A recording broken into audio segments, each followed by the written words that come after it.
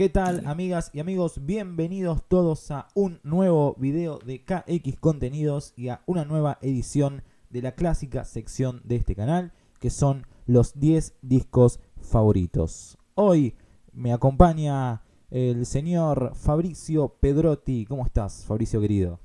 Buenas, Axel, ¿cómo va? ¿Todo bien y vos? ¿Cómo va, papá? Bueno, muchas gracias. Muchas gracias A por vos. sumarte. Fabricio es periodista, es autor del libro El Ritual de Jane's Addiction, editado por Gourmet Musical. Y además, gracias a él puedo rememorar muchos de los conciertos de Masacre a lo que voy, porque sube ahí a YouTube varias cositas muy buenas. Por ejemplo, te agradecí cuando subiste, cuando hicieron Te Quiero Tanto en la trastienda del año pasado. Claro, que no lo hacen casi nunca, es No lo hacen muy casi rara. nunca. Es raro que lo hayan hecho. Muy rara. Claro, fue la Sí, celebración de los 100 shows en la trastienda y con mi amigo, con los amigos que fuimos, como que, ¡fua! Loco, hicieron este tema, este cover que a nosotros siempre nos gustó. Y digo, qué sí, bueno que ahora está ahí, inmortalizado en YouTube. Muy bien. sí, sí, sí, sí. Bueno, gracias. No, sí, Masacre es una banda que voy a ver muy seguido, es una de mis bandas favoritas de acá y aparte tienen eso que la lista de temas puede ser muy Sí, ecléctica, en sí. general es ecléctica, o sea, vas y no sabes con qué te vas a encontrar y eso me Nunca, encanta de un artista, nunca es igual una a la otra. Y eso es jamás. algo que los que somos muy a veces exigentes con el tema de la lista de temas, lo celebramos demasiado, lo agradecemos. Fabri, querido, antes de ir al reto de los 10 discos favoritos, vos sacaste, como dije antes, un libro por la excelente editorial Gourmet Musical, un libro llamado El Ujú. Ritual de Jane's Addiction. Quiero que nos cuentes un poco sobre ese libro, por qué decidiste hacerlo, qué relevancia tuvo en tu laburo, qué nos puedes contar sobre eso.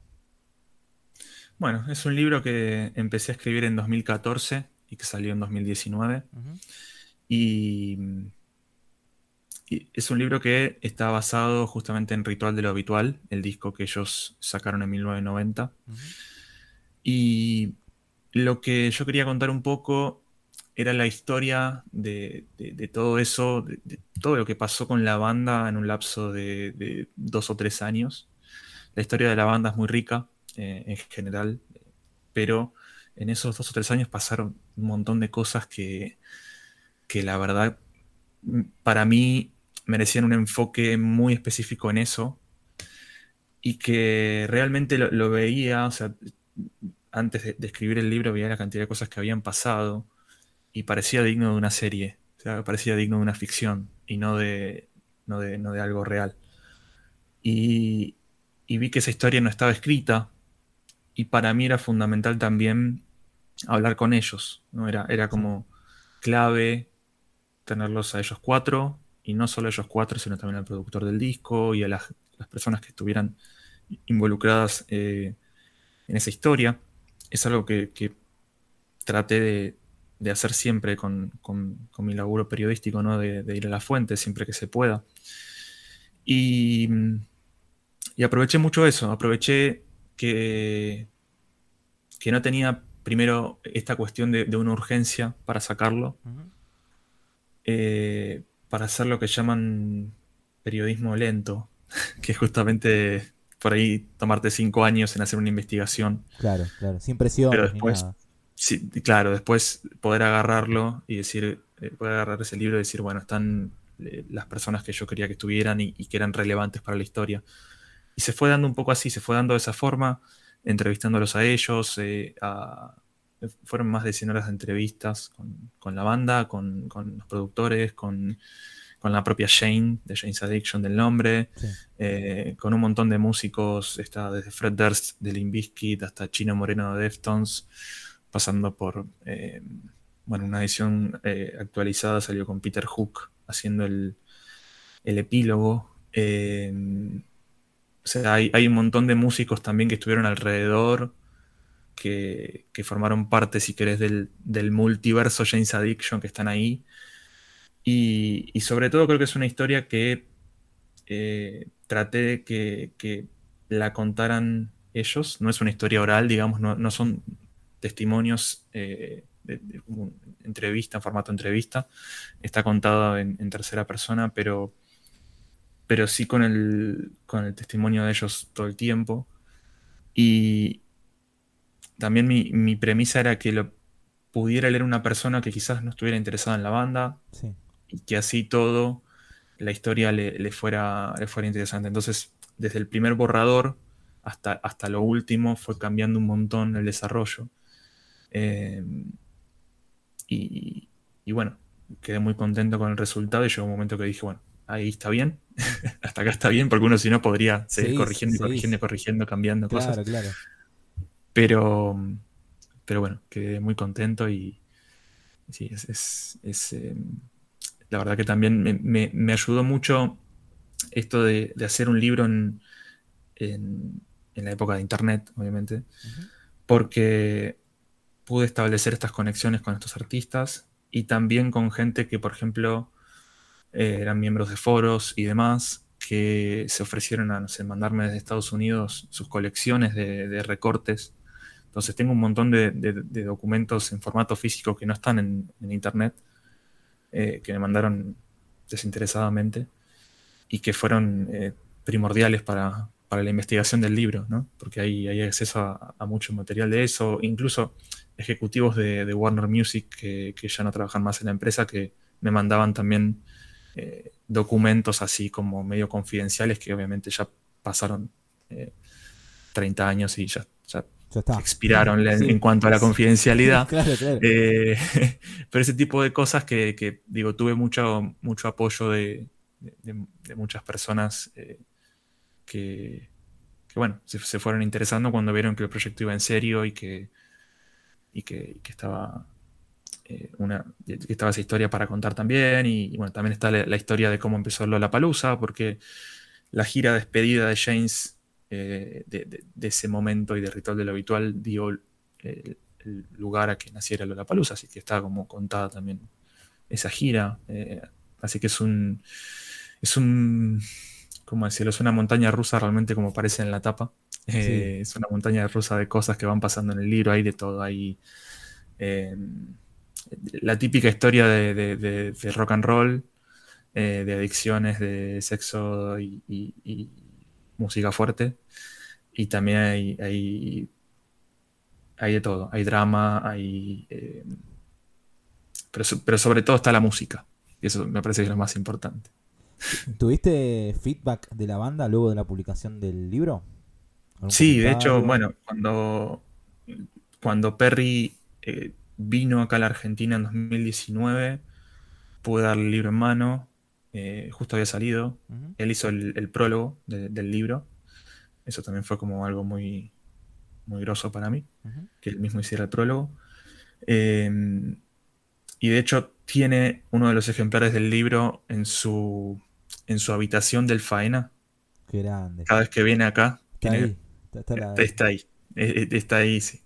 Eh, y después, bueno, después el propio Stephen Perkins, el baterista, cuando fuimos a presentarlo a Chile, se ofreció para ir a tocar a la presentación. Entonces en la presentación apareció de sorpresa él, con un par de gestiones que hubo que hacer ahí para que estuviera.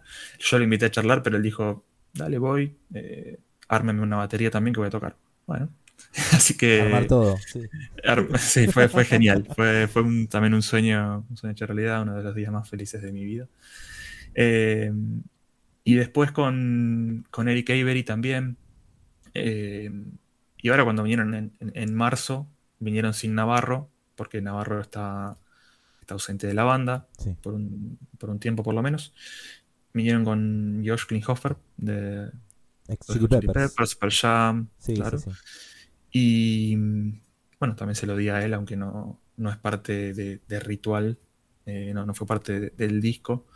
Así que si todos lo tienen, todos están obviamente, según lo que me dijeron, agradecidos con el material y con el trabajo, ¿no? Son una banda bastante hermética como para entrar al principio, eh, pero creo que esa persistencia de esos años fue mostrándoles también que el laburo era en serio y que bueno, que la intención era hacer algo, por lo menos con las mejores intenciones. Así que sí, estoy agradecido con ellos, obviamente. Buenísimo, Fabri, querido. Bueno, pasando del tema del libro de James Addiction a los 10 discos favoritos, vamos a hacer un pequeño espacio publicitario, como digo siempre, antes de ir a la sección. Amigos, amigas, si están viendo este video y no se han suscrito a KX Contenidos, les agradecería un montón que lo hagan. Es una simple acción. Apretan ahí clic donde dice suscribirse. Si quieren activar la campanita también para que les avise YouTube siempre que sacamos un video nuevo. A nosotros nos ayuda muchísimo. También nos ayuda si dejan un comentario para alimentar al monstruo, para que el algoritmo muestre más el video. Dejen su me gusta, su comentario, compártanlo. Vamos ahí a formar ahí la bola para que vaya rodando. Así que dicho todo esto, bueno, también vamos a dejar en la descripción el enlace para que puedan encargar el libro también, por si alguno quiere comprarlo, el libro de acá de Fabri. Así que ahora sí, dicho todo eso, Fabri querido, me dijiste fuera de aire que costó mucho la elección, igual es algo que me dicen siempre, así que realmente no me sorprende. Sí, Así que, ¿qué te parece sí, si... Sí, sí, decime. costó mucho, pero a la vez me parece un ejercicio muy, muy interesante. No sé si conoces el canal de un español que se llama Music Radar Clan. Sí, sí, sí, Music sí. Radar Clan. Sí, sí, sí. Él se llama Víctor y él tiene una cantidad de discos y un conocimiento eh, Monstruo, grosso increíble. total, sí, sí. Sí, es un grosso. Y en un momento, en un vivo que estaba haciendo, le preguntaron por sus discos favoritos y le dijeron que, bueno, que mostrara un poco su discografía. Y él dijo que no, que jamás haría eso, porque, porque le parecería que sería como revelar demasiado de sí mismo. Y me parece un ejercicio muy bueno porque uno con los discos que escucha, con los libros que lee, eh, va formando una personalidad también y lo va acompañando a uno en la vida. Entonces después, al elegir estos discos o al elegir los libros que uno no formaron o las películas, eh, creo que una persona se puede hacer un poco la idea de cómo es el otro, mucho más que escuchándolo hablar por ahí. Entonces entiendo su punto, aunque yo no tengo problema en mostrar los discos, de hecho me encanta.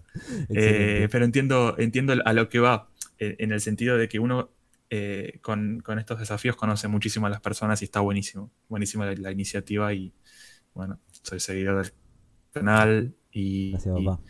y hablábamos también fuera del aire sobre Masacre y creo que fue Fico Sí. el que eligió 17 discos, Sí, si no me equivoco. sí, sí, me dijo, tengo más de 10. Bueno, Yo le dije, sí, así Fico, que adelante, señor. le- le- le- como me gusta Masacre, le quise copiar a él y también elegí 17. Ah, bueno, bien, bien, bien, buenísimo. Vamos, sí, sí, vamos a tener bastantes. Bueno, Pero, espectacular. pero bueno, Bueno, sí, vamos con el primero entonces. Arrancamos con esa lista de dale. 17 discos. Sí, sí. 10 más Hay 7 algunos bises. que obviamente, sí, sí, son los bonus tracks. Claro, Eh, Hay algunos que sí están en orden, ok. en el sentido de que hay algunos que están medio inamovibles, pero otros que realmente van cambiando según el momento de la vida que estoy pasando o según lo que quiero escuchar. Pero son discos que me marcaron y que bueno, que están ahí. Y también son discos que no necesariamente son los discos más reconocidos del artista en cuestión, sino los que más me llegan a mí Muy bien, por buenísimo. tal o cual cosa, sino los que más me llegan. Sé que hay discos por ahí que son más clásicos de cada uno de estos artistas, pero traté de elegir los que más me llegan realmente al corazón. Bien, buenísimo. Bueno, ansioso por ver Así con que cuál bueno, empezamos. arrancamos con Mark Lanegan, Uy, bien. Blues Funeral. Este disco eh, lo elegí porque me parece que es muy especial porque fue el regreso de él a su parte solista después de varios años de colaboraciones y después de muchas cosas que le fueron pasando y volvió con todo. En el caso de Lanegan, de su carrera solista, sí es quizás su disco más celebrado o bueno, es como un buen punto para entrar en su carrera porque tiene cuestiones rockeras, tiene cuestiones más acústicas, más oscuras, tiene cuestiones más electrónicas. Después lo que hizo más adelante era un poco más electrónico, jugaba un poco más con eso. Lo que había hecho antes con Screaming Trees era muy diferente también. Lo que hacía con las colaboraciones también era muy distinto. Entonces creo que es como un disco que es el punto justo para resumir la carrera de Lanegan. Y, y me parece que está muy bien grabado también. Todos estos discos que elegí no solamente me cierran desde lo compositivo y desde lo musical, sino también de cómo suenan, de todo eso. Y la verdad que tiene 12 temas que ninguno está de más. O sea, es un disco redondito. Entonces por eso lo elegí. Está producido con Alan Jones, que también es un grosso.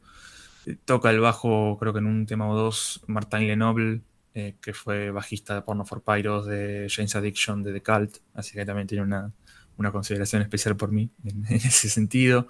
Aparece Josh Home también, que está ahí atrás en el cuadrito. Ahí va. Aparece Josh Home Sí, también. estás bien Pero bueno, acompañado. Ahí tenés Motorhead. claro, Motorhead, Sí. Josh Home, que me regaló un amigo que se llama Lucas Page, que es un fotógrafo increíble, al de Josh Home, y Iggy Pop ahí. Y atrás veo algo de AC/DC, ¿puede ser? Claro, atrás está el backtracks, el box set Ah, sí. que sí, es un box set monstruoso que realmente Hermoso.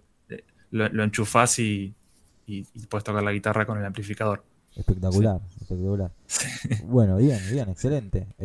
Mark Lanigan. Eh, Mark Lanigan el Así que sí, primero. Mark Lanegan es el primero. Buenísimo. Después, otro Seguimos. que fue muy importante para mí es Caius, Muy Welcome to bien, Sky Valley, muy bien. clásico, también hago la excepción en lo que decía antes, otro clásico.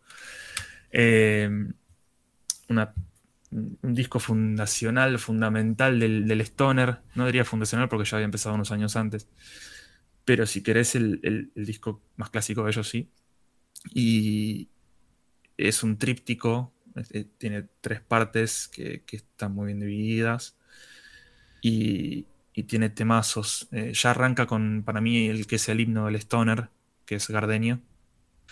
Y después tiene cosas como Supa Scupa and Mighty Scoop, que es una canción también muy recomendable, que para mí también es como la esencia del Stoner. Bueno, Demon Cleaner, que es otro clásico. O sea, es un disco que no tiene desperdicio. Y también se me complicó elegir, por ejemplo, algo de Caius, porque los cuatro discos que tienen de estudio son geniales. El primero y el segundo con Nico Liberi, que eran discos, sobre todo Wretch, el primero más punk, más Ujú. podrido. Sí. Después Blues for the Red Sun también con él. Después se fue él y entró Scott Reeder en el bajo. Y ahí sacaron dos discos más. Que es como que hay una división de dos discos y dos discos en la carrera de Caius. Pero cualquiera de los cuatro podría haber entrado. Estuve entre elegir este o elegir Blues for the Red Sun, pero este me parece que marcó un poquito más. Bien. Bueno, el otro vale como mención honorífica. Sí, sí. Queda ahí al pasar. Sí, al pasar, obviamente. Buenísimo. Eh, no elegí muchos discos nacionales, pero sí elegí dos. eh, porque quise enfocarme justamente y no irme demasiado. Ok, Este es uno nacional de reggae, de Rhythm. va. Es una banda que también me marcó mucho en descubrir a mí el reggae desde otro costado. eh, y me llevó un montón. El disco se llama Preparen, Apunten Fuego. Es de 2007. Y, y también me marcó porque fue el momento que los vi por primera vez en vivo. Yo vivía en Misiones, ellos fueron a tocar allá. Sí. Ya los venía escuchando y demás. Pero fue el disco que me marcó en el sentido de que fue el que vi salir por primera vez. Eso pasa mucho cuando uno está esperando el disco de una banda que le gusta. Bueno, yo ya los venía como siguiendo y escuchando, era adolescente y me gustaba Reading. Hasta me acuerdo que iba al colegio con la mochila, con el parche de Reading. La típica Ahí. mochilita negra, la que vendían en Locuras, Sí, en las no, roperías. no había locuras en Misiones. Era una mochila normal, pero Claro, como no tenía, no había roquerías así como esas, sí conseguí un parche de Reading y se lo pegué. claro. Entonces iba con el parche del Artesanal. leoncito de Reading, que está por acá, el leoncito es este. Con este parche Ahí va. iba todos los días al colegio. Entonces fue el primer disco que vi salir de ellos y aparte de todo eso, está muy bien grabado, es un disco que bueno, eh, me, me- me marcó mucho y también es una banda de las que más veces vi en vivo, porque creo que lo que hacen es diferente del resto de los grupos de reggae, pudieron como hacer su propio sonido acá. Y, y Petty, el cantante, es un grosso en temas de conocimientos de reggae, es un libro abierto. Entonces, también ir a los shows de Reading y que te sorprendan con la lista, con un cover de alguna banda que no conoces, ¿viste? Y es como una cuestión de ir ahí y dejarse sorprender por eso. Bien, Así que bueno, buenísimo. el puesto 15 sería el de ellos, pero repito que puede ir variando el número. Vos lo contás de arriba para abajo. Venimos, Yo lo claro, cuento en sí. uno 2 3 Perfecto. Para, Este sería el que viene, ah, sería el cuarto. Pero si claro, hacemos al claro, revés: 17, 16, 15. ¿O no? claro, sí, sí, Me porque gusta. los primeros tres son como si inamovibles.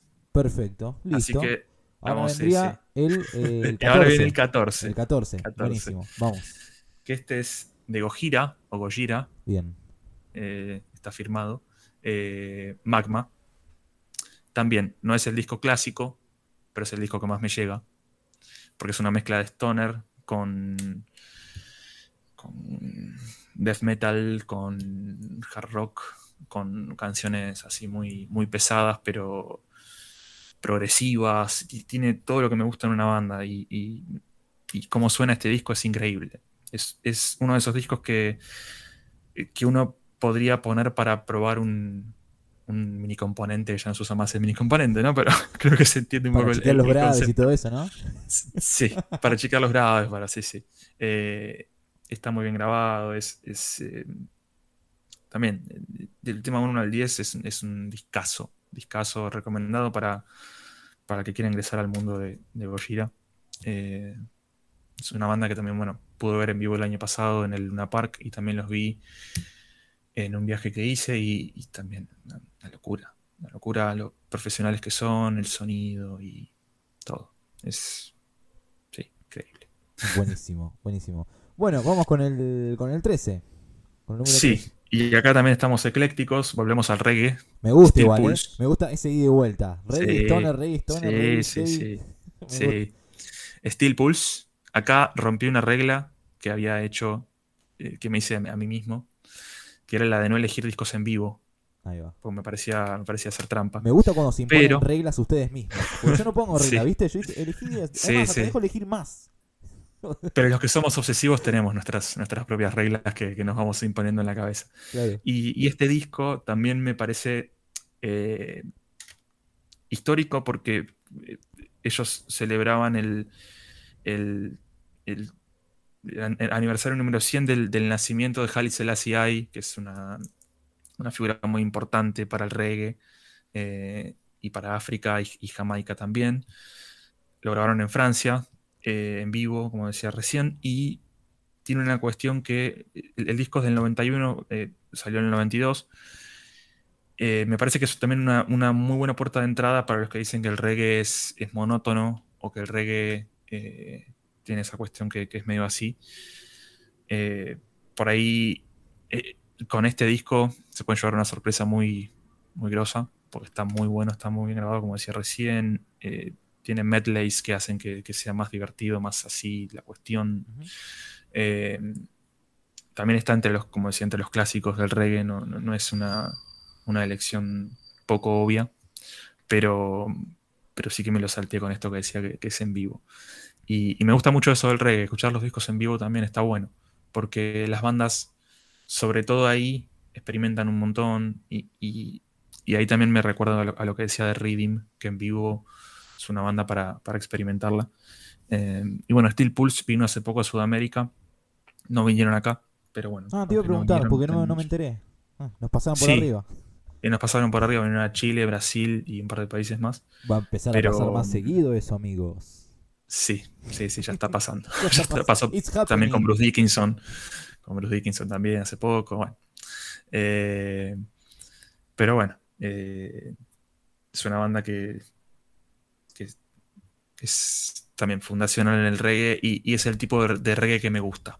Bien, buenísimo, espectacular. Sí. Bueno, ¿qué viene ahora? El 12, ¿no? El 12, El el 12. 12 lo tengo que sacar acá porque El es jugador vinilo. número 12. ¿Quién será? Ese sí, también este es un clasicazo A del hard ver. rock.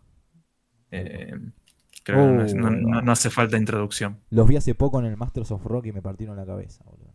Deep Mira, Purple. justo a ese no pude ir. Excelente. Pero sí las veces anteriores, fui a ¿Sabés que varias el de otro las día anteriores. estábamos con un amigo acá en casa boludeando en Setlist FM? ¿Conoces? Sí, sí, soy moderador. Sí, sí, Ah, mirá vos, después te voy a sí. buscar. Sí, Bueno, estábamos chequeando y vimos que Deep Purple tocó acá en Argentina como casi 30 veces. sí. Hasta en la cancha de Newell's tocaron, boludo. Ni sabía Sí, yo. no. Sí. Aparte hacían giras cada vez que venían, hacían giras por Mendoza, Sí, sí, Córdoba. Son sí. una de las bandas que más Tocaron iba en en el interior. Cosquín, o sea, Sí, bastante sí, bien. sí, sí, sí. Sí, no. Bandón. Y este disco fue uno de los primeros que me introdujo, si querés, en lo que fue el rock internacional, así, más, más rock clásico, si querés. Entonces tiene mucho significado por eso para mí. Eh, Podría haber elegido cualquiera de ellos. Soy bastante fanático de esta alineación y también de la de 94, 95 para acá, con Steve Morse. Es como que son mis dos periodos favoritos. Así que podría haber elegido Perpendicular del 96 también, que fue el primer disco con Steve Morse. Ujú. Pero elegí este porque, como te decía, fue un disco que lo descubrí a los 10 11 años y me partió la cabeza. Quizás son discos que son tan clásicos y que uno los tiene tan escuchados que hoy no hace falta ni que los escuches. Y que hoy me pasa que si quiero escuchar a Purple, por ahí voy a otro disco, porque este ya lo tengo recontra escuchado. Sí, asimilado mal, olvídate. Pero son discazos Obvio. y nunca van a pasar de moda ni nada por el estilo. Entonces, me pasaba eso. Así que Perfecto. por eso lo elegí. Muy bien, Deep Purple entonces. Bueno, vamos Sí, con el 11. undécimo, con el 11. Sí. También me parece que tampoco precisa mucha introducción. Queens of the Stone Age, Muy Songs bien. for the Deaf. Que están Eh, volviendo a la actividad mientras grabamos esto. sí, sí. Este disco creo que también tiene, sobre todo en la gira, cuando entró Troy Van Leeuwen, creo que fue la mejor alineación de Queens of the Stone Age. Con Josh Homme, Nico Oliveri, Dave Grohl, Mark Lanegan y Troy Van Leeuwen. Eh, Creo que también es el clásico de ellos, pero no hubo un disco que hayan sacado que pudiera llegar a los talones de esto. Eh, Hay mucho misterio alrededor de este disco, de cómo fue grabado en sí, de la producción, de los equipos que usaron, de toda esa cuestión. Y es un disco muy divertido también, por esta cuestión de que están las voces de Josh Homme, después canta Nico Oliveri, después canta Mark Lanegan. Hay temazos como A Song for the Dead o Songs for the Deaf, también las dos versiones, digamos, del título, que son temazos más largos, más progresivos, si querés. La batería de Grohl, obviamente, es Sí, a top full. level. Mm. Y, y bueno, después cierres acústicos como Mosquito Song, que termina con una cuestión más climática, orquestada. No, es un disco conceptual en todo sentido y bueno, me acuerdo también de ser chiquito y ver en MTV los videos de No One Knows Sí, sí, sí. y, o de Go With The Flow también y quedarme impactado por la banda y después poder escuchar el disco completo más de grande y que me volara la cabeza. Bien. Así que sí, tuvo un impacto bastante importante en mí. Buenísimo. Queens of the Stone Age, entonces el disco número 11 elegido acá por Fabricio. Bueno, ahora sí, entramos en Ahora el sí empezamos en tema. los 10. Ahora Ahora sí sí, empezamos en los 10. este fue el Pero aperitivo, la repito que entrada. estos aperitivos también, también podrían haber estado en cualquiera de los órdenes Perfecto, después. perfecto, buenísimo. Bueno, ahora sí, vamos El con el disco número décimo, 10. el disco número 10 es Nacional, Muy bien, Los Natas, excelente. Ciudad de Brahman, también seguimos con el Stoner. Y también podría haber elegido casi cualquiera de los discos de ellos. Pero me pasó que este fue el que más me impactó. eh, y el que más me formó, si querés, para después seguir indagando en el stoner. Fueron creo que la primera banda que entrevisté cuando fueron a Misiones también ellos para tocar. Y si bien no fue el primer disco que escuché de ellos, sí me parece que es el más representativo y el que más me marcó. Tiene temazos, de principio a fin es un viaje. Y la historia del disco está buenísima también, de cómo lo grabaron, de Sergio Chotzourian mandando cassettes a Estados Unidos para que alguien le diera bola. O sea, mandó como 100 cassettes y finalmente pudieron ir a grabarlo allá, siendo una banda de Argentina que estaba haciendo las cosas que hacía Caius más o menos al mismo tiempo o con poquitos años de diferencia. Eh, bueno, y hace poco falleció Frank Kosick, el dueño de Mans Ruin y el que hizo la tapa. Pero ya que una banda de Stoner haya sacado este discazo en esa época, en los 90 con, con la posibilidad de haberlo grabado allá, y casi lo produjo Josh Homme este disco. Bien. Mirá Finalmente vos. se bajó y lo produjo Dale Crover de Melvins. Y bueno, la verdad que es, repito, un disco que también me marcó mucho y me hizo, eh, si querés, entrar a lo grande del mundo stoner. Bien, buenísimo. Los Natas, entonces, el disco Los número 10. Natas. Vamos con el Sí. noveno, vamos. Alice in Chains, otro disco rojo. Excelente. The Devil Put Dinosaurs Here, que tampoco es el disco clásico de ellos, pero sí es el que me parece que pasa como con el disco de Gojira, Magma, ¿Mm? que lo podés poner en cualquier equipo y suena que te parte la cabeza. Y desde lo compositivo está buenísimo, tiene una mezcla de stoner con todo, con todo lo que te imagines. Y me encantó cómo la banda se reconstruyó después de la muerte de Lane Staley y cómo no buscaron copiar lo que ya habían hecho, sino que hicieron algo nuevo. Y ahí dejaron un poco de lado las comparaciones, ¿no? con William Duval, que es un cantante que ya venía cantando con Jerry Cantrell en su carrera solista.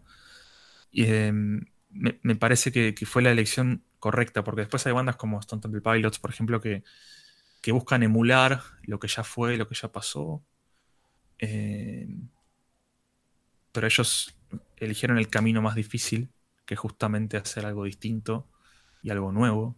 Y este disco es muy diferente de- de la primera era de Alice in Chains. Pero, pero bueno, con Jerry Cantrell más al frente, con él cantando gran parte de las canciones, temas que son también muy largos, de 7 u 8 minutos. Una cuestión medio progresiva también ahí, medio Sí, stoner, como te decía también, que por sí, eso sí. también quizás me gusta mucho. Y entonces, por ahí tengo discusiones con amigos que me dicen, pero ¿cómo tenés ese disco como tu disco favorito de Alice in Chains y no sé, Dirt o Facelift? Y bueno, Cuestión me de pasa gusto, por una viejo. cuestión más sentimental. Más Claro. sentimental, sí. Dirt me parece un discazo también, como te digo, más clásico y toda esa cuestión, pero este me marcó mucho más. Eh, Muchísimo más. Buenísimo. Alice in Chains, entonces. Bueno, vamos Sí. con el octavo. ¿Qué hay ahí? Morphine, Muy bien. Ahí va. Good, el primer disco de Morphine. eh, Banda de rock alternativo. Para el que no la conoce, Mark Sadman, el cantante y bajista, tenía un bajo de 2 cuerdas Mira, mira afinadas vos. en diferentes, mejor dicho, afinadas casi iguales las 2 cuerdas, eh, y tocaba con un slide, no había guitarras, Mm, y con un saxofonista que tocaba con 2 saxos a la vez, excelente. y una batería. Espectacular. Ese es el concepto de la banda. Muy deforme todo, boludo. Una genialidad. Sí. Y lo que me gusta de este disco es que es muy jazzero. Es el primer disco de ellos, tiene mucho groove, tiene mucho de eso. Después sí hay una cuestión de que fueron evolucionando y fueron cambiando un poco el sonido. Mark murió de una forma trágica tocando en Italia sobre el escenario. pero era un tipo que tenía una capacidad compositiva increíble. eh, y todavía ahora hay discos completos de él que no salieron, que están ahí guardados por cuestiones legales y demás. Sí. Pero, pero sí, digamos que lo que hizo Mark Sandman me llega mucho, tanto como solista y con Morphine. Y, y me pasó algo muy loco que también los descubrí por una radio que yo escuchaba en Misiones, justamente, que pasaba rock. Y en las cortinas de fondo siempre había canciones así medio raras, como te decía, con el bajo, un sonido muy raro, Sí. y los vientos así arriba. ¿Qué es esto? ¿Viste? Y una vez le mandé un mensaje a la radio para preguntar qué es esto, qué banda es la que ponen en las cortinas. Me dice Morphine. Bueno, entonces ahí los descubrí. Y es uno de esos momentos que te acordás, viste, como Patente. qué estabas haciendo, Claro, claro, claro. cuando los escuchaste por primera vez. Eh, y lo que pasaban era más bien de su disco Yes y de su disco Cure for Pain, que son el segundo y el tercero. Pero también, o sea, podría haberlos elegido, pero creo que este me llega más. Por eso que te decía que es más yacero, es más oscuro, es un poco más depresivo, es un poco más así. Eh, pero sí, cualquiera de los discos de ellos está ahí al mismo nivel, digamos, no tuvieron bajones en la calidad. Perfecto. Bueno, Morfin, entonces, vamos por E el... incluso, dato Sí, de color, sí, diga. me hice el bajo de Mark Sandman eh, con una guitarra vieja. Seguí las instrucciones de un tutorial y tengo el bajo con las dos cuerdas. Mirá, qué copado. Sí, sí. Así que sí, porque tenía una afinación muy rara, una cuestión medio extraña al instrumento. Pero sí, lo pude semi-replicar. Espectacular, buenísimo, amigo. Sí. Bueno, Morfin, entonces, vamos con el siguiente, que es el séptimo, ¿no? Sí. Muy Acá bien, vamos al punk, muy Bad bien, Religion, muy bien. The Grey Race. La tapa es una tapa alternativa. La edición esta es una edición alternativa. Em, También, no es el disco clásico de Bad Religion, pero me parece que es, eh, ¿cómo decirlo? Es el que más me llega por cómo suena, es el que más me llega por lo compositivo, por lo conceptual.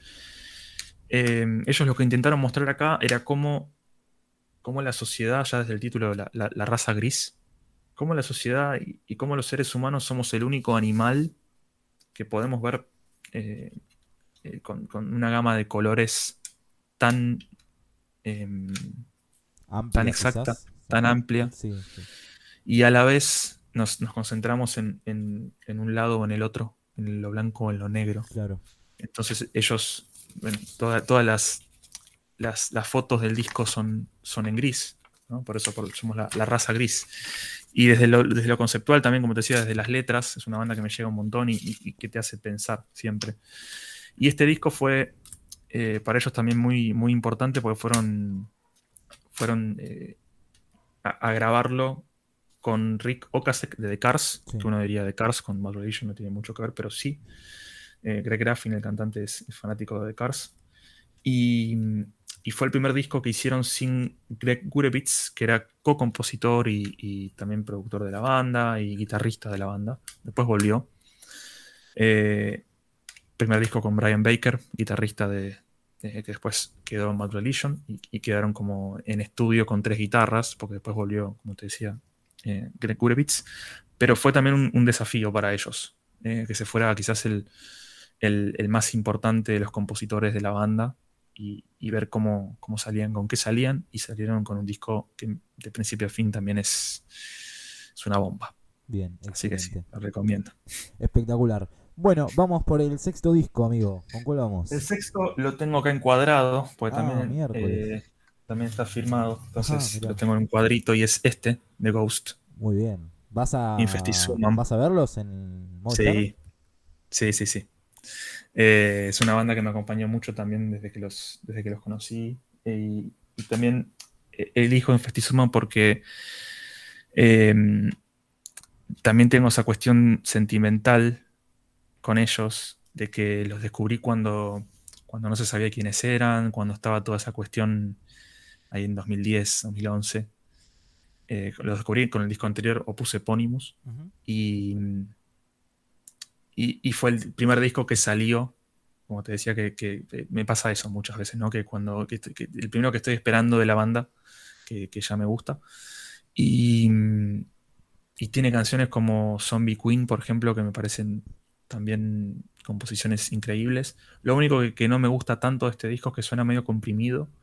Y el propio Tobias Forge dijo que cambiaría eso. Seguramente lo arreglen con alguna remezcla a futuro, pero de principio a fin compositivamente es increíble, también suena muy bien, más allá de esto que te comentaba, y, y tiene sus toques conceptuales también, y bueno, fue un disco con el que me obsesioné en su momento, y me sigue pasando con cualquier disco, casi cualquiera de los discos de Ghost, sobre todo los tres primeros. Bien, Hasta en Meliora me pasa eso, y después también con los demás también. bien, excelente. Ghost, entonces, en el reto Sí. de los 10 discos de Fabricio. ¿Por cuál vamos? Por el quinto, ¿no? Ahora vamos con el Por el quinto. quinto, Sí, ok. ya estamos Entrando al podio. entrando en el podio. Ahora, Ahí. claro, ahora sí medio que no, que estos cinco son medio inamovibles en Bien, cuanto al orden. bien, bien, bien. Stone Temple Pilots, que los mencioné recién, Bien. Purple, eh, segundo disco de ellos, y me parece que es el que más me llega porque ellos encontraron su sonido acá. Core, el primer disco, si se quiere, es más clásico y es eh, también uno de los discos clásicos de grunge y todo eso. Y ahí fueron, eh, para mí, injustificadamente calificados como una copia de Pearl Jam y otras bandas, y de Nirvana y demás. Pero acá en Purple ellos demostraron que tenían su propio sonido y se despegaron de eso.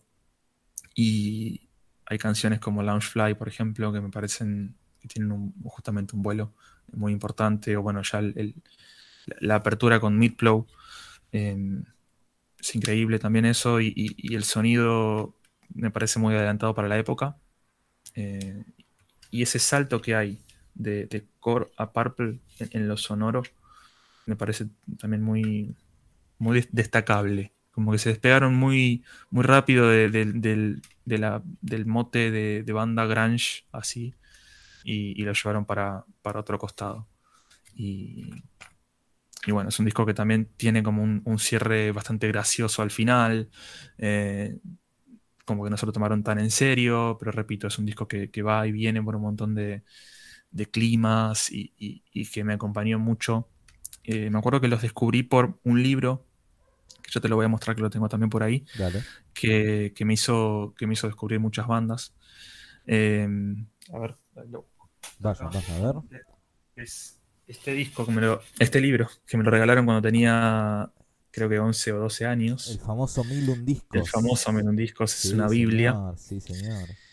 Y Lo con tengo en este PDF a libro, ese. sí, con este libro eh, empecé a leer, ¿viste? Y los que me interesaban por ahí, eh, estábamos en la era en la que Internet estaba empezando a andar más o menos, A conquistar el mundo. eh, a conquistar el mundo. Me fijaba, ¿viste? Los que me leí todos las descripciones. Bueno, por ejemplo, Burning Spear, justo acá un artista que también me llega mucho de reggae.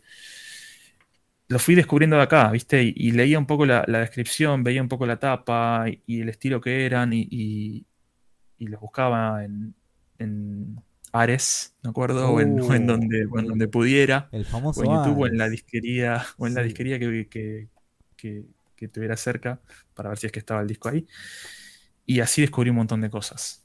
Eh, Porque no tenía nadie con quien hablar de por ahí, de bandas así un poquito más, que fueran más allá de las bandas clásicas, si se quiere. No tengo hermanos, por ejemplo, entonces era como, bueno, también era como el bicho raro que escuchaba rock Mm. en el colegio. Entonces con esto no me sentía tan solo y fui descubriendo un montón de cosas y haciéndome un montón de amigos por estas bandas después que me marcaron un montón y este librazo que también lo recomiendo es una Biblia realmente. Eh, Así que sí. Con esto también descubrí a Jane's Addiction, por ejemplo. Y bueno, creo que a todas las bandas que voy a nombrar ahora las descubrí con esto. O casi Bien, todas. bien, bien, buenísimo. Bueno, ¿qué quedan? Tres nomás, ¿no?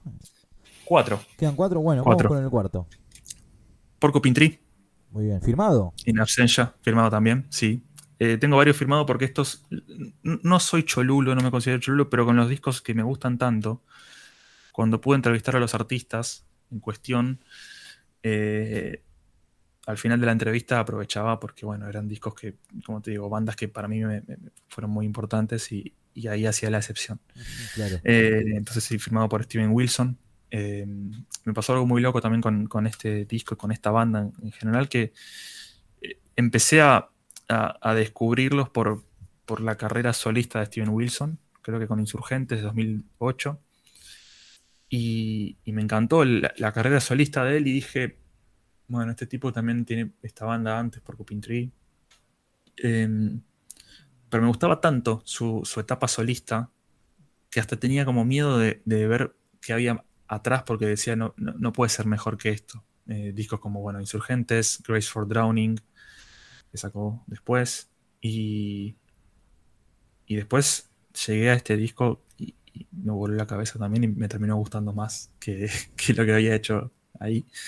Y me hice un fanático de su carrera. Te digo, ya desde antes, pero con este disco fue como la coronación de eso. Y, y sus discos solistas también son geniales. Hank Not Race también podría haber estado acá. Eh, pero bueno, por una cuestión también de mis propias reglas de no repetir bandas o artistas, Otra regla no. impuesta. Bien. Otra regla sí, sí, Autoimpuesta. autoimpuesta. eh, no la elegí, pero sí podría estar casi cualquier disco de Porcupine Tree o de Steven Wilson porque me acompañó mucho en muchas etapas de la vida, ¿no? Hay discos que se te hacen carne y este es uno de ellos. Hubo un momento de la vida que me acuerdo que este disco me acompañaba siempre y por ahí lo escucho y vuelvo a ese momento, ¿no? Entonces son discos que realmente son discos muy importantes para mí, para la vida. Bien, excelente. Porcupine Tree, entonces el disco número 4. Mira, te propongo lo siguiente, para ponerle un poco de suspenso a los Sí, últimos tres discos que vas a vamos a presentar. una pausa. Vamos a una Sí. pausa, ya volvemos. Sí. Quiero que nos cuentes, antes de ir a los tres discos, dónde te podemos seguir en las redes sociales, dónde podemos seguir tu Sí. laburo, para quien esté interesado. Igualmente vamos a dejar los links acá en la descripción. ¿Dónde te encontramos, Fabri querido? Bueno, mi página donde están todas mis entrevistas o gran parte de las entrevistas y las coberturas de shows es fabriciopedrotti.com. Muy bien. Ahí es como una especie de portfolio en el que aglutino un poco todo y está gran parte del trabajo que hago. Fabricio con una Z, Pedrotti con dos T. Muy bien. Siempre hago la aclaración porque es un Por las nombre dudas. raro. Sí, porque somos pocos los Fabricios con una sola Z. Eh, y después, bueno, en Instagram es @fabricio.pedrotti. eh, y ahí también voy subiendo cosas. Y bueno, y el libro, El Ritual de Jane's Addiction, lo pueden conseguir en todas las librerías de Argentina y en gran parte de Latinoamérica también. En España también está. Tiene su propia fanpage en Facebook y bueno, ahí está como más información de dónde conseguirlo también. Bien. Así que bueno, ese es un poquito el resumen, si se quiere. Buenísimo. Ahora sí, vamos a la pausa. Ahora sí. Perfecto. Bueno, ahora sí, Fabri querido, vamos con el podio. Quiero ver cuál es el tercer disco, porque acá Ya que arrancan hablábamos de Jane's los Addiction, inamovibles. ya que hablábamos de Jane's Addiction, Y vamos con... Sí. Ahí va. Pero no está Ritual de lo habitual. Elegí Nothing Shocking. Muy bien. Para que no sea tan También para no obvio, ser ¿no? tan obvio. También, sí, sí, sí. Para que no sea tan obvio, elegí Nothing Shocking. Porque también fue el primero que me llegó de ellos. Justamente por 1001 discos los descubrí. Y descubrí Ocean Size, la canción. Y dije, no sé qué es esto. Porque para un pibe de, como te digo, 10, 11 años, era muy raro. Digo, no sé qué es esto, pero me encanta. Y, o mejor dicho, no sé qué es esto, pero me va a terminar encantando. No sé qué es esto, pero me gusta, ¿viste? Como una cosa de, Una cosa medio sé que extraña, si ¿eh? lo sigo escuchando, claro, era muy extraño porque, como te digo, venía a escuchar lo clásico del rock, Pink Floyd, le gusta mucho a mi viejo, Purple también, pero, pero era como la primera banda de afuera que yo descubría por mi cuenta y, y era de sentir que me hablaban a mí sin saber qué estaban diciendo en ese momento. Y, y sí, me pasó eso. La voz de Perry al principio es un poco distinta de lo cotidiano. El bajo, la batería y la guitarra, digo, la configuración de la banda también es un poco atípica, entonces puede pasar eso que uno le vayan un par de escuchas para que termine de comprenderlo y fue lo que me pasó a mí, pero a la vez sentía que estaba más cercano a mí que estas bandas que te digo clásicas, quizás por una cuestión generacional, eran más recientes y los sentía más cercanos, si querés. Y esta edición, bueno, también está firmada y lo que tiene también de extraño, si querés, es que es una edición que está bañada en oro de 24 quilates. Gold Disc. Eh, sí, Por una época disco salían muchos de realmente. esos, ¿no? Discos así Sí, sí, sí. Disco realmente de oro. Eh, y supuestamente es un HD CD. Suena supuestamente mejor. Eh, pero bueno, tiene temazos que también cambiaron la forma en la que escuchaba la música. Aparte del que te decía Ocean Size, también está Ted Just Admit It, que es un tema de también 6 7 minutos. Summertime Rolls también, con el bajo ahí presente como dándole el marco a la canción y después la guitarra de Navarro haciendo firuletes arriba. Y entonces también me inspiraron desde ese costado, como te decía, toco el bajo y la guitarra y algo de batería, entonces escucharlos a ellos me inspiró también desde ese costado. Y bueno, después se convirtieron en una de las bandas más importantes de mi vida, la única que tengo tatuada. Eh, y también podría haber elegido Ritual de lo habitual, porque tiene temazos como Three Days, que para mí es la mejor canción escrita eh, en la humanidad, más o menos. Bien, la Más o menos. presentaste muy bien. Bien heavy, Pero boludo. Sí. sí, sí. Three Days es una canción que está a la altura de Stairway to Heaven, a la altura de Paranoid Android de Radiohead, a la altura de esos de Bohemian Rhapsody, y se lo discuto a cualquiera. Eh, me pongo Y bien si no estamos termo. de acuerdo, nos citamos a tal hora en tal lugar y Sí, nos sí, quedamos bien a sí. trompadas. Me pongo bien termo con eso. Después Dale. temazos también como Then She Did, tiene ritual de lo habitual, pero creo que este me gusta más porque es un poquito más. Primero porque es el primero que descubrí, y segundo porque es un poquito más sucio, si querés, en la producción. Pero considero que tanto Nothing Shocking como Ritual de lo Habitual son discos que no pueden estar uno sin el otro. Entonces, son un binomio. Conozco a pocas personas que tengan uno de los dos solamente o que hayan escuchado solamente uno de los dos. Las canciones fueron compuestas más o menos en la misma época y algo muy inteligente de Perry es que si bien este fue el disco debut de estudio de ellos, Ujú. dijo que, bueno, repito, las canciones son de la misma época de los dos discos, ya estaban todas ahí compuestas, pero que guardó las mejores canciones para Ritual de lo Habitual, porque eso lo dice en el libro, porque la mayoría de las bandas sacan un muy buen primer disco y después se desinflan, ¿no? Como que el segundo disco Sí, como que se ya. pincha. Sí, sí, Entonces pasa. él dejó, según él, las mejores para Ritual de lo Habitual, así cuando la gente estuviera esperando por la continuación de este, eh, digamos, se sorprendiera porque todavía había cosas que estuvieran a la altura. Y bueno, me parece que fue muy inteligente con eso. Así que los dos discos son geniales, pero este me llega más porque fue el primero y porque, bueno, tiene una cuestión más sentimental ahí. Bien, buenísimo, Fabri. James Addiction, entonces, el disco número 3. Ya entramos en el podio de su elección. Vamos por el segundo, el escolta. A ver Sí. ahí, ¿cuál tenemos? Esta sí es mi banda favorita, junto con James Addiction, The Cult. Bien. El disco es Love. Esta es una edición que tiene dos bonus tracks, que también es una edición medio rara. También lo tengo como en 5 formatos distintos. O sea, son esos discos que uno eh, que a uno le gustan tanto que los atesora en un montón de formatos. Lo tengo también, como te decía, en la edición tradicional, la edición dorada que te mostré recién y el box set, que tiene un montón de extras. Bien.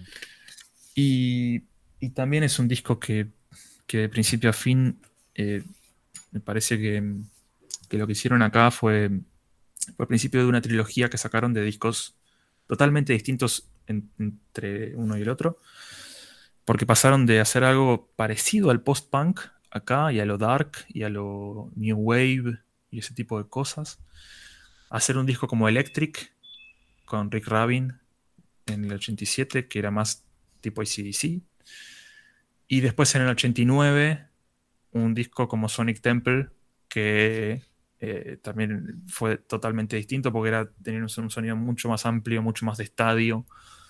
Entonces, en un lapso de 3 discos seguidos, cambiaron totalmente de sonido.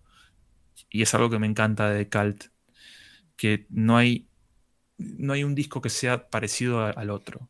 Entonces, creo que si me decís una banda que me llevaría a una isla desierta de una discografía de una banda, sería esta por la variedad. O sea, tenés para todos los estados de ánimo, tenés para la fiesta si estás arriba, tenés para algo más tranquilo, tenés todo. The Cult tiene eso que me apasiona también. Y, y bueno, temazos como The Phoenix, que me parece que es clave. Bueno, ya la intro con Nirvana, con el tema de Nirvana, es, es también genial. Es el disco del 85. Y, y pese a eso sigue sonando bien.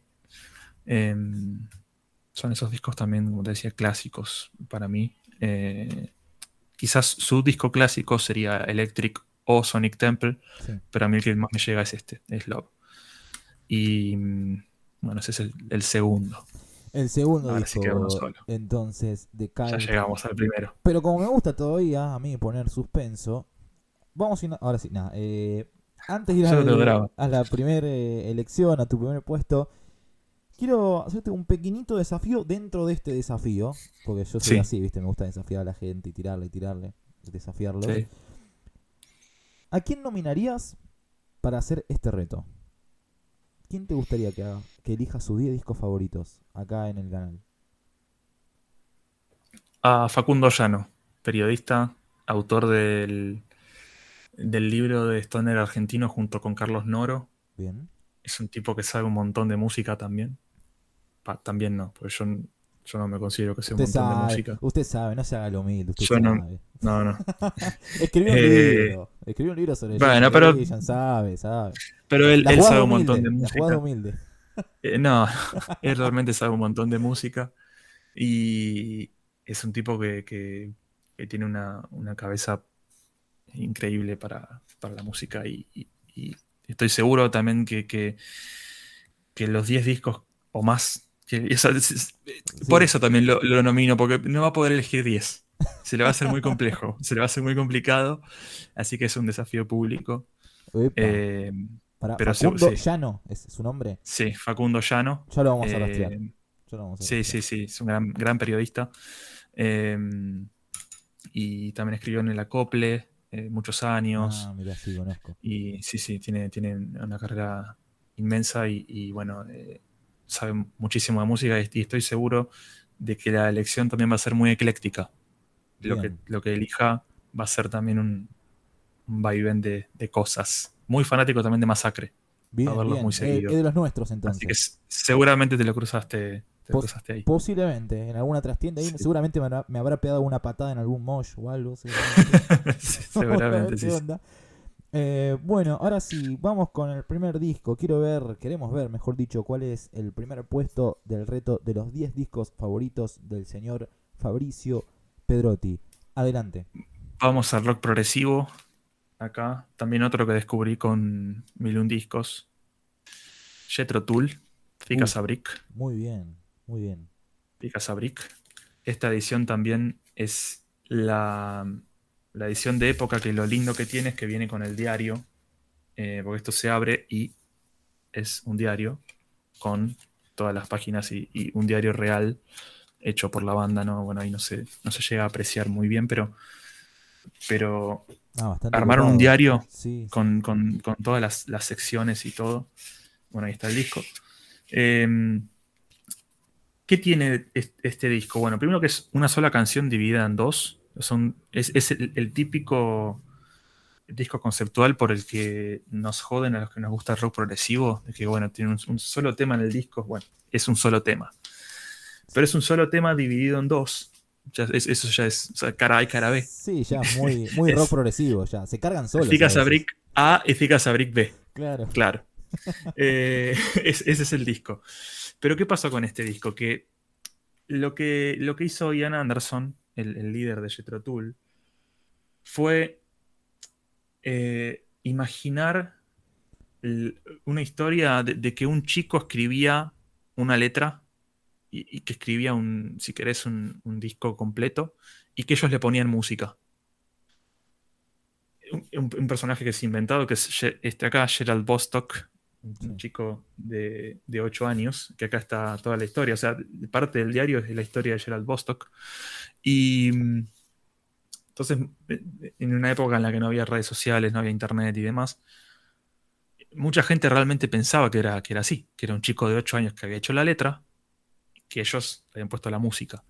De hecho, en los créditos figura como compositor de la letra no Ian Anderson, sino Gerald Bostock, que es este personaje ficticio. Entonces ya la historia de por sí está buenísima. Y cuando lo leí en 1001 Discos, esa historia, dije, wow, este disco debe estar bueno. Ya me llamaba la atención. Y cuando lo escuché fue terminar de entender y que me cerrara esa historia realmente a full, porque me encantó. Me encantó y Está firmado, por lo que veo.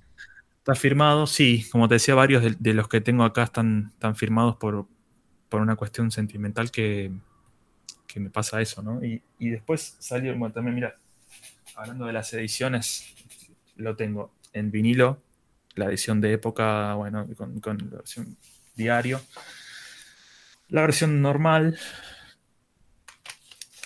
la versión normal firmada por Ian Anderson. Todo el mismo día, Pero ¿no? Firmó el vinilo y el CD. no, Ah, en dos veces distintas. Sí, porque lo lo entrevisté conociste como 5 veces. Ah, mira vos. Sí, entonces fueron en veces distintas. Y es más, él no firma más de 3 discos o más de 2 discos por persona. Y una vez le llevé 3 y me dijo, bueno, voy a hacer la excepción. Porque sos vos. Y me firmó los 3 que le había llevado y en otra ocasión le llevé 2, ponerle una cosa así. Y es más, acá tengo en, en la oficina, en el home office, la foto que tengo es con Ian Anderson haciendo la pose La de típica pose de la la... típica, sí, la típica pose de la flauta. Mirá, qué Una de esas grande. veces. Un tipo muy, muy especial, con un sentido del humor bastante, bastante irónico, ácido. Otra de las ediciones que tengo de este disco es la versión que remasterizó y remezcló Steven Wilson, el que te decía de Porcupine Tree, Ujú. que viene también con, sí, la reproducción del diario, y después está, bueno, una cantidad importante de páginas extra con otra información y, Es bueno, buenísimo. entrevistas nuevas, CD, DVD, bueno. Pero lo tengo en 4 versiones distintas porque son diferentes mezclas del mismo disco, eh, y porque es un disco que me marcó tanto y que me gusta tanto que, que ya me sé todo lo que tiene ese disco. Entonces, cada versión distinta que sale, que tiene un arreglito distinto, ya para mí lo vale. Porque ya es como escuchar el disco que más me gusta en la historia, con una cosita distinta, ya lo vale para mí. Soy como el fan, viste, del capítulo de Los Simpsons cuando Smithers dice el sombrero es nuevo. Pero el sombrero es Bueno, nuevo, claro. Stacy exactamente, Malibu. exactamente. Con estos discos, con este disco sobre todo y con los que te mostré recién, cualquiera de estos discos, sobre todo los del top 10, que salgan con una versión nueva, me van a interesar. Me van a interesar porque me marcaron, la verdad. Y sí, sí, este disco es para mí un clásico de mi vida. Eh, y es imposible de, como te digo, escuchar una sola canción, porque es 42 minutos. Entonces, sí o sí lo tenés que escuchar. Lo mandás y lo tenés que meter todo completo. Claro, Olvídate. claro. 42 o 44 minutos, Claro, no depende es de que la, decís, la oh, versión. voy a escuchar un poquito de Tic Asabric Hay hasta una que. versión acortada que la incluyen en los grandes éxitos, que son los primeros 3 o 4 minutos, acústica y demás, pero te perdés de todo el vuelo. Te Claro, perdés de cómo todo el va pack. evolucionando la canción, Sí. claro. y sí, repito, si bien entré al rock progresivo con Pink Floyd, por ejemplo, que le gusta mucho a mi viejo, también fue encontrar mi propia banda dentro del progresivo. Eh, y, y bueno, sí, sí, toda la historia, aparte del concepto, me gustó mucho, pero, pero eso si la música no estuviera buena, no sería nada, digo, o sea, entonces es un combo. Para mí tiene toda esa cuestión especial ahí. Y es más, después sacó una versión, la versión 2, o sea, mejor dicho, la segunda parte, en la que Ian Anderson se imaginaba cómo sería la vida de ese chico hoy. La sacó creo que en 2012, cuando se cumplían 40 años del disco. Y entonces tenés Thick as a Brick, que es del 72, y Thick as a Brick 2. Eh, Así que sí, tiene toda esa historia y bueno, igualmente Thick as a Brick 1 para mí es como el disco de mi vida, es el uno de mi vida y lo fue siempre, repito. Muchos cambiaron acá, salvo estos tres primeros, los demás fueron cambiando en diferentes momentos de la vida y fueron yendo y viniendo en el ranking mental, pero este estuvo siempre ahí. Sí, Bien, siempre inamovible. Nunca, siempre nunca inamovible estuvo en discusión que ese iba a ser el número uno. Bien, jamás, jamás. Como te digo, los tres primeros o los cinco primeros son ahí inamovibles. bien. Por ahí puede pasar un tiempo que no los escuche tanto, porque ya, como te digo, ya me acompañaron tanto que ya me los sé un poco de memoria y por ahí prefiero eh, dejarlos descansar un poquito, después agarrarlos de vuelta. Pero, pero sí, son discos que fueron muy importantes para mí, me acompañaron un montón y creo que me definen bastante. Bien, excelente. Bueno, Fabri, querido, me gustó muchísimo tu selección de 17 discos. Sí. Lo copié a A Fico, como te Fico, digo. como Sí, todo, para sí, seguir sí. Porque ahí, el estilo de estaba entre Fatu elegir Masacre. 15, 16, ¿no? Pero digo, no, sí, bueno, vamos a copiarlo a Fico, que es un grosso. Grande, sí, sí, capo total, Fico. Bueno, Fabri, muchísimas gracias.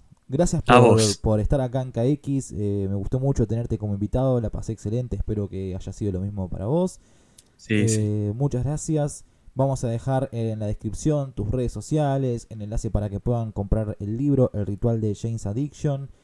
Así que bueno, nos veremos quizás en el Gran Rex Masacre, para sí, a full. Masacre. Seguramente no. Si toca Masacre, ahí estoy. Olvídate, siempre. Una trastienda hace falta, ¿no? Hace ya bastante que no hay Sí, nada de sí, eso. seguramente ya va a venir, seguramente después del Quizás cuando Rex. esto salga ya va a haber pasado alguna. Esperemos. Sí, seguramente. Esperemos, esperemos. Bueno, amigos, amigas, muchas gracias a ustedes por ver este programa. Suscríbanse, dejen su comentario, dejen su like, compartan el video y será hasta el próximo programa de KX Contenidos. Nos vemos, amigos.